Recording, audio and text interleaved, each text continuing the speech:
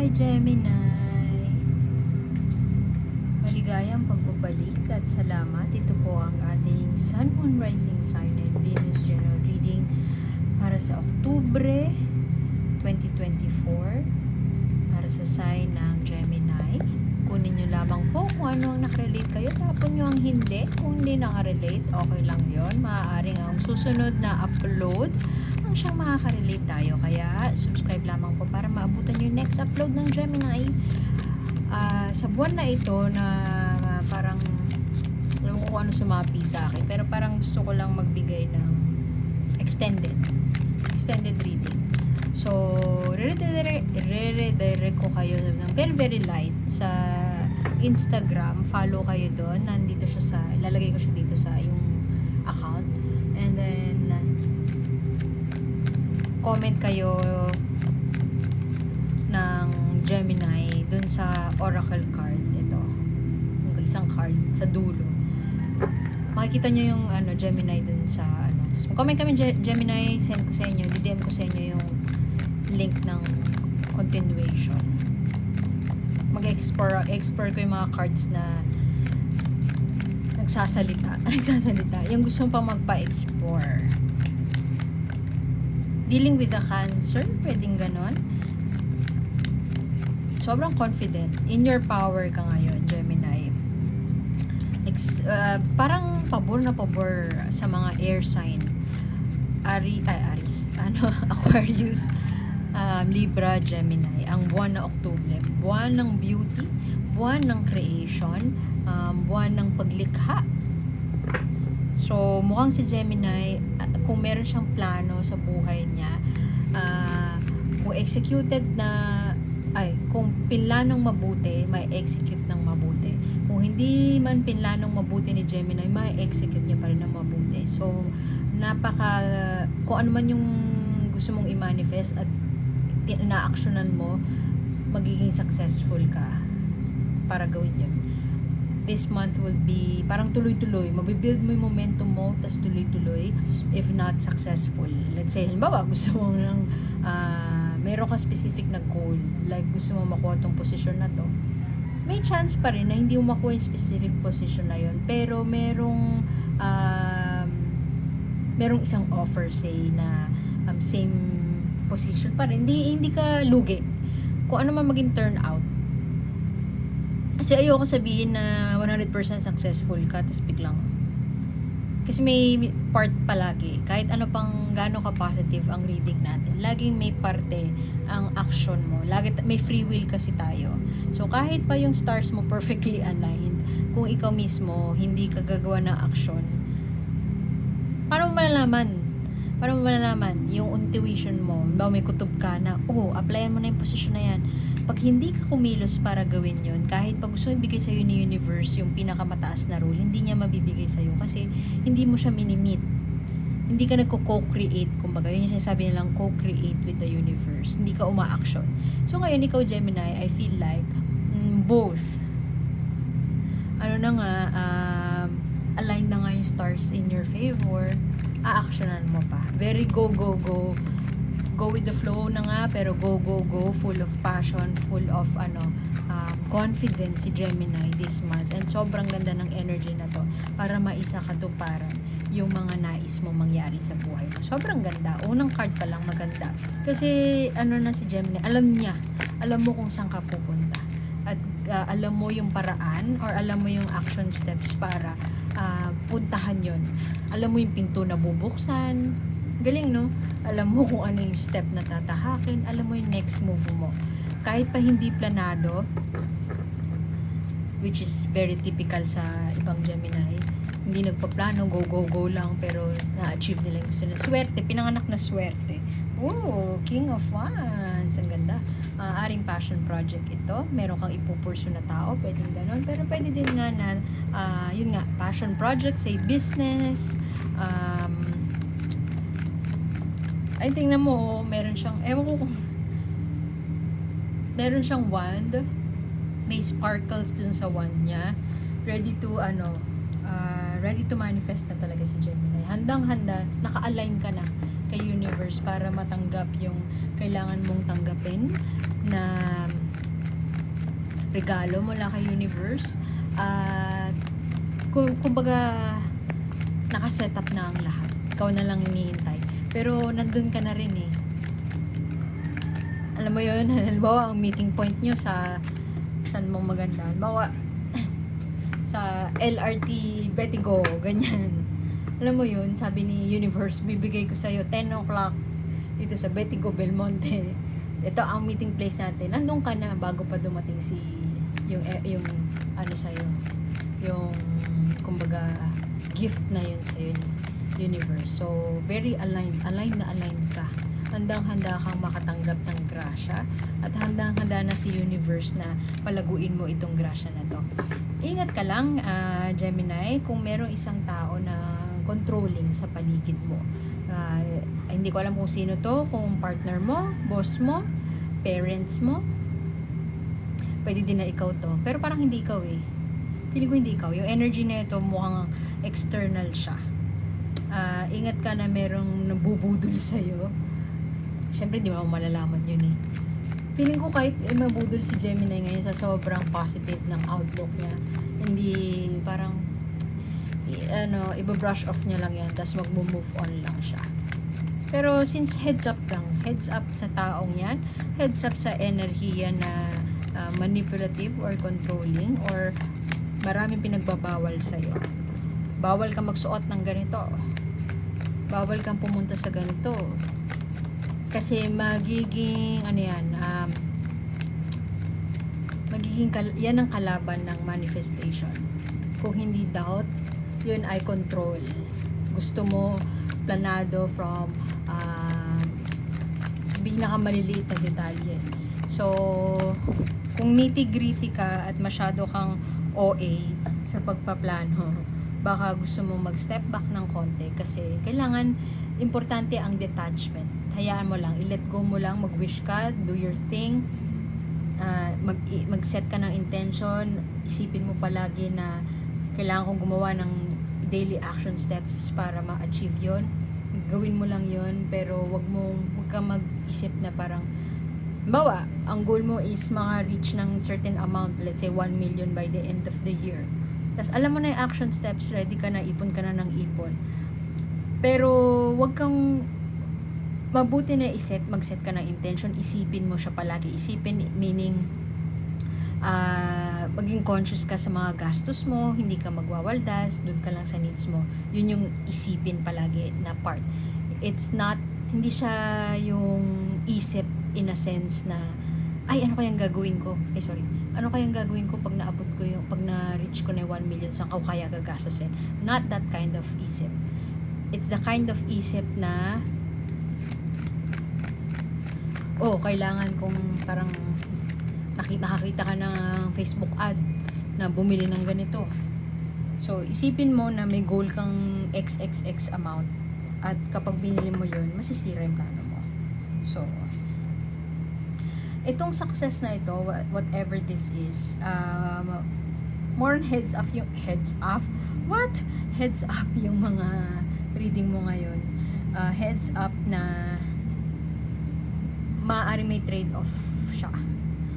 Let's say, you will have this project, pero madidelay yung kasal mo. Ganon. You will have this job, pero hindi mangyayari by December yung wedding. Parang ganon. Career versus love, pwedeng ganon. O kaya, magkaka-baby ka this year, pero hindi ikaw yung leader ng project na gusto mo mangyari. Yung ganon, may trade-off siya. At maaari din na mag-connect ka. Hindi lang basta greed, passion, and utak. Sama mo yung puso. Maaari kasi na gagamitin mo purely utak lang para i-execute yung plano mo. Pero itong card na to, iniimbitahan ka na pag-isipan ng mabuti. Gamitin mo yung puso mo.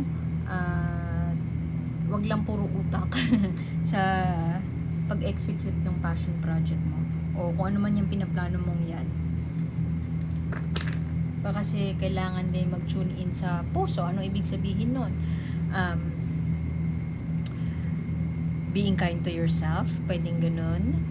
Being kind to others, pwedeng ganun. Baka kasi, ito yung plano ko, gagawin ko kung ano yung gusto ko, pero meron ka palang matatapakan na ibang tao. Pwede ganun. Pwede din na nagiging apathetic ka na, wala ka nang pakialam sa tao sa paligid mo, or nagiging apathetic ka na doon sa, naging rigid na, ayaw mo na mag-think out of the box, nawawala na yung creativity, hinahayaan mo na yung creative block ay lumago.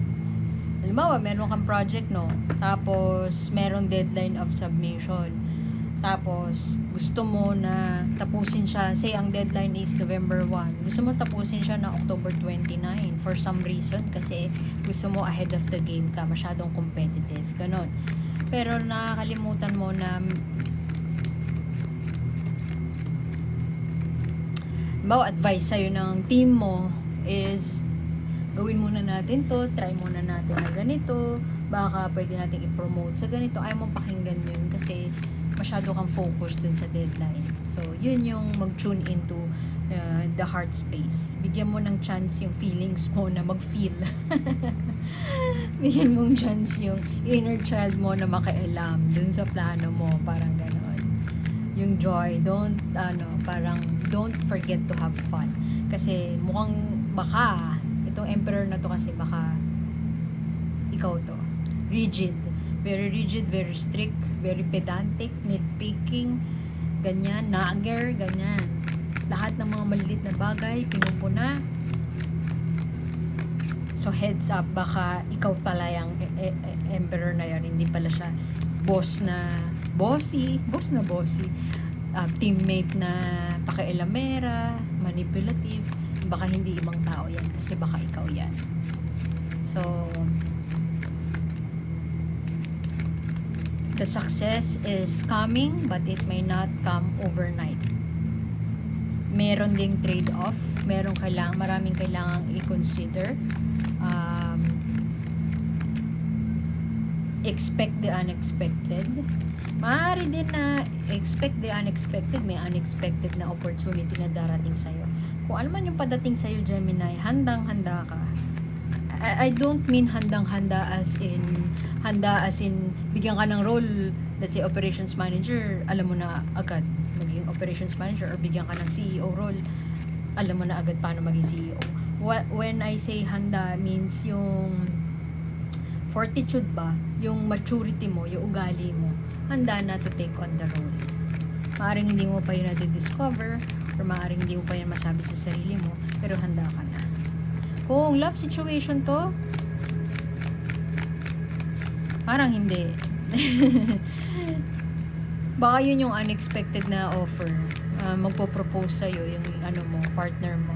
Pero, dahil career focused ka, maaaring ma-delay ng konti yung wedding time kasi meron ka pang kailangang ayusin. Maaari din na meron ka pang magkaka-issue pa dun sa bahay. Let's say, mahirapan ka pa magpaalam or parang hindi ka pa ready na magpakasal kasi one, yun nga, career. Pangalawa, naho-homesick ka or namimiss mo yung parents mo. Gusto mo muna mag-spend ng enough time with them rather than jump into something na parang feeling mo hindi ka pa ready. Parang saktong-sakto na matapos yun doon. Excuse me. Kunin natin yung oracle card. Mensahe sa'yo ni universe. Siya nga pala. At hindi siya nga pala. Uulitin ko lang. Yung continuation nito is nasa IG. Itong card na to, tingnan nyo dun sa IG. Tapos mag-comment kayo dun ng Gemini. Di-DM ko sa inyo. Makakapag-comment kayo once you follow me. Di-DM ko sa inyo yung link sa extended. After nito, it's good as it is. Kasi ito na, message na. Pero kung gusto nyo pang alamin yung mga gusto pang sabihin, gusto nyo pang magpatuloy, punta kayo sa Instagram. So, pure nature, si Gemini, Alam mo, kung meron ka mang, whatever it is na you're planning na growth, self-development, professional development, nagbo-bloom ka into somebody na better, brighter. Yung light mo parang nagre-radiate siya at magsha-shine through siya. Maaaring feeling mo hindi ka equipped or feeling mo hindi ka handa, very innocent, tingnan mo yung look niya, pero hindi siya aware na maganda siya. Alam mo yon, yung mga ganon, yung ang ganda-ganda ng tao or ang pogi-pogi niya, pero hindi siya aware na ang pogi niya or ang ganda niya. Alam mo yung ganon. So, si Gemini, sobrang, alam mo yung, yung vibe ng mga, may taong ganun yung vibe na parang nasa kanya lahat. Pero, alam mo yun, kumakain din naman siya ng kwek-kwek, yung ganun. Nagko-commute lang din naman siya. Pero, yung aura niya, sobrang radiating. Tapos, hindi siya aware na sobrang ganda niya at yung effect niya sa'yo. Gusto mo lang siyang tignan, yung ganun. Yung effect niya sa'yo, sobrang ang light lang, nakakagaang na loob. So, ikaw yon, Gemini. Ikaw yon, nandun ka sa space na, or time in your life, na hindi ka aware na maraming maganda, marami kang magandang na idudulot. Kahit yung presence mo pa lang is parang heavenly na para sa ibang tao. Hindi ka aware na meron doon. So, good or bad na pagdadaan mo, feeling ko good eh. Good lang naman yung parating sa'yo. Pero kung may pagdaanan ka man na bad, anytime soon, i-embrace mo lang siya kasi part siya ng growth mo at you're blossoming into somebody na better pa sa kung ano ka ngayon. Kasi tingnan mo yan, flower siya blooming. Para siyang nahihiya, parang timid or parang tahimik lang siya, innocent and pure nga ba, Gemini, innocent and pure, pero sobrang punong-puno siya ng ganda, punong-puno siya ng value, marami siyang value na maibibigay sa isang ibang tao. So, ikaw yun. Iwan ko na yun dun, Gemini, parang masyado na maganda yun. Baka kung saan pa mapadpad, kung ano pang kung ituloy pa natin. So, salamat sa pagbisita. Punta lang kayo dun sa Instagram and yun yung continuation. So, salamat and see you soon. Bye-bye.